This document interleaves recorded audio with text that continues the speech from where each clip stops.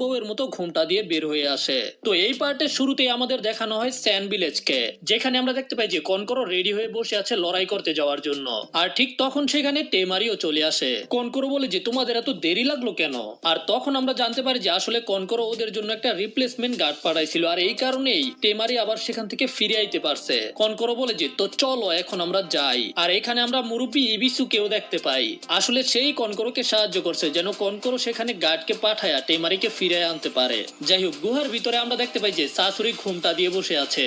আর এইভাবেই সাসুরি আবার Hiroko পাপেটকে control করতে শুরু করে দেয়, যেখানে সে হিরোকোর মাথার মাধ্যমে সাকুরা এবং গ্র্যানি চিওর উপরে সুই দিয়ে আক্রমণ করে। তবে সাকুরা আর গ্র্যানি চিও আবারও সেগুলোকে ডজ করে ফেলে। আমি জানতাম আমার গ্র্যানি তো এগুলোকে ডজ করতে পারবেই, কিন্তু আমি অবাক যে এরকম একটা পিচ্ছি আমার অ্যাটাককে ডজ করতে পারতাছে, মানে সাকুরার কথা কইতাছে আর কি।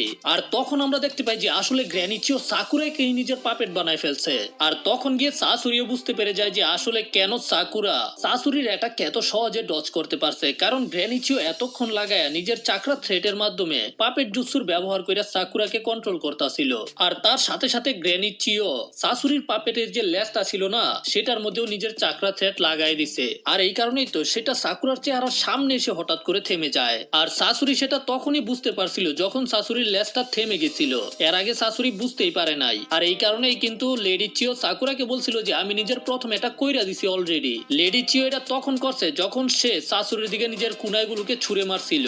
লেডি চিও বলে যে খুব ভালো, আমি অনেক কম চাকরার ব্যবহার করছি, কিন্তু তারপরেও তুমি বুঝতে পাইরা গেছো। সাসুরি বলে যে হ্যাঁ, আপনার মনে নেই, কারণ আপনি আমাকে শিখাইছেন কিভাবে পাপেট মাস্টার জুৎসু ব্যবহার করতে হয়। আপনিই তো আমার মাথার ভিতরে এই প্রতিভাকে ঢুকাই দিছিলেন, আপনার কি মনে নাই? আর তারপরে সাসুরি নিজের মাথা থেকে গোমটাকে সরিয়ে ফেলে, যেটা দেখে তো লেডি চিও অনেক বেশি অবাক হয়ে যায়। সাসুরি বলে যে আপনার কি মনে হয় এটা কি এখনো এত বেশি সহজ হইব?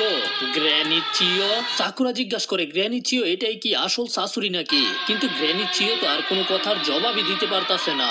গ্র্যানি চিও শুধু এটাই বলে যে আমি কিছুই বুঝতে পারতাছি না, তোর চেহারা তো একেবারে আগের মতোই দেখতে, তোর বয়স তো দেখে মনে হইতাছে যে একটু বাড়ে নাই। আর আমরা দেখতে পাই যে সাসুরি ভাই লাল চুল নিয়ে একেবারে হ্যান্ডসাম।